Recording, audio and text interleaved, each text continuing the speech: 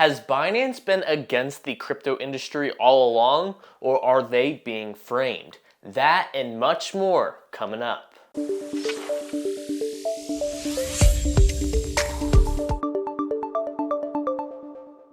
Ladies and gentlemen, thank you as always for tuning into the channel. We have a lot to cover, so let's jump straight into it.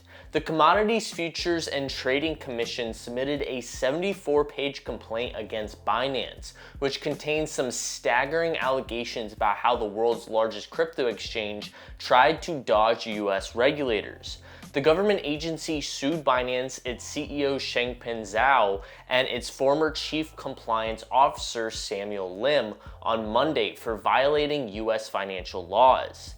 In its filing, the CFTC said that the crypto giant had breached 8 provisions of the Commodity Exchange Act and requested that an Illinois court place monetary costs on the exchange as well as ban it from registering and trading in the US.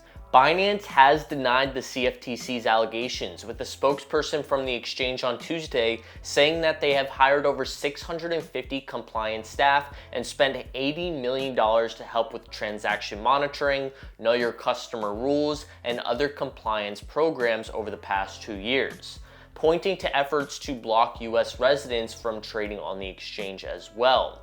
The CFTC highlighted many claims it made in the lawsuit, but here are the most notable. First being that Binance encouraged its US-based customers to use VPNs, as Binance published a beginner's guide to VPNs on its site in April 2019. Further stating that they obtained inside conversations of employees encouraging US traders to use VPNs. Secondly, the CFTC claims that the staff acknowledged that compliance efforts were merely for show, further sharing inside conversations with Lim, Binance's CCO at the time. Third, Binance's head of anti-money laundering wrote fake reports for a fake board of directors. CCO Lim asked the crypto firm's money laundering reporting office to write a fake report for a fake board of directors, when partner company Paxos asked Binance to undergo a compliance report in October 2020. And fourth, the CFTC claims that Binance had processed over $2 billion for criminals and nearly $8 billion for Iranian firms seeking to avoid US sanctions. Lim and other Binance personnel appeared to have known the platform was being used for criminal activities and turned a blind eye, according to the CFTC's complaint. In February 2019, Lim appears to have received information regarding transactions made by Hamas, a Palestinian group that the US defines as a terrorist organization. They further go on to claim that Binance has used over 300 personal accounts to directly trade against its users on the platform over the past few years. There are a few other claims that have been made, but you guys get the idea. Binance appears to be in some deep shizness. Now, are all of these allegations true? Right now, it's impossible to say, but appears clear that the CFTC or another government agency has been monitoring Binance staff communications on the encrypted messaging app Signal, as they claim Binance staff was using the app and taking advantage of its auto-delete function. And although there is no proof of Signal having a backdoor, there have been many claims from others that it is the case. Tucker Carlson from Fox News recently revealed on a podcast that late last year he was approached by a top official in Washington who knew he was in touch with Russian officials on Signal to set up an interview with Putin. Tucker claims he never spoke to anyone about his potential interview, including Fox themselves, and that he was clearly being monitored without his knowledge. Take that info as you will, but it seems quite clear that Signal isn't all it's made out to be.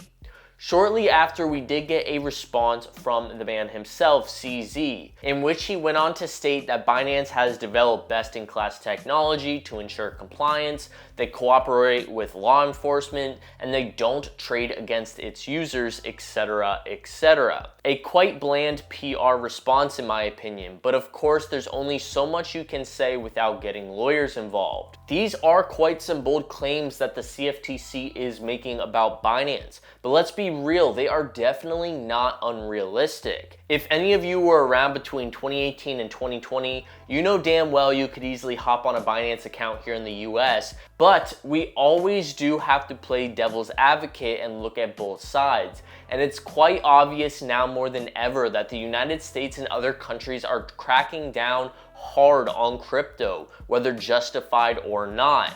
Last week, the SEC sent a notice to Coinbase giving them scrutiny for their asset listings and staking, while a few days prior to that, Kraken announced that they lost support for ACH deposits and withdrawals. You see a pattern here. Governments are going after the on-ramps to crypto now more than ever, while the majority are not paying attention. So it's perfectly reasonable to take the CFTC's claims with a grain of salt. And if the last 3 years have taught us anything, it's that the government does not have our best interest in mind as much as they try to make us believe. Crypto gives people the freedom to control their money, and that goes against everything governments want, especially at a time when the US dollar is being threatened and taken advantage of more than ever. Speaking of US dollars, I want to share with you how you can win $125,000. Do I have your attention? This is possible with today's video sponsor, Medicaid, which is the ultimate Web3 community hub where gamers and blockchain fanatics can communicate and collaborate.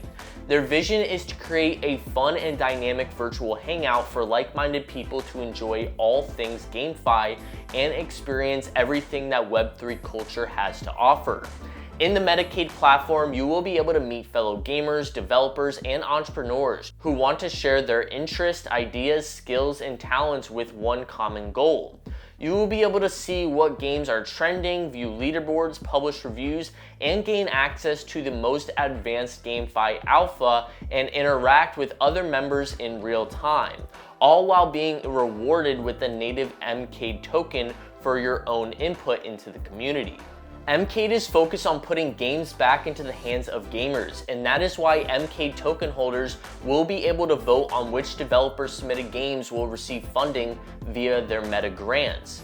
Their goal is to make Medicaid a self-sustainable platform and use the platform to reward the community through an innovative token staking mechanism and to build a treasury reserve that can be used to develop the strengths of Medicaid communities and enhance the future of blockchain gaming. There are a variety of benefits for the MCAID token and the Medicaid community, some including advertising revenue, tournaments, events, prize draws, job listings, pay-to-play arcade games, game testing, and launch pads. Furthermore, Medicaid is currently running their pre-sale with over 90% of it selling out, and at the end of the pre-sale, they will be doing a massive giveaway of $125,000. This will all be going to one Medicaid token holder, and all you need to do is hold at least 10,000 MCAID tokens, or roughly $100 worth, for your chance to win. And with over 10,000 entries and 48 hours to go, this is something you should definitely jump on soon if you're interested.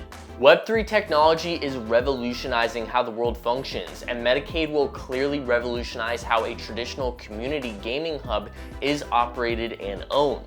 Be sure to head over to medicaid.co to learn more, and thank you Medicaid for sponsoring today's video. So that's all I have for you guys today. I would love to know your thoughts down below on this Binance fiasco. Do you think Binance is guilty of all of these claims, or do you think the CFTC is reaching for anything they can grab?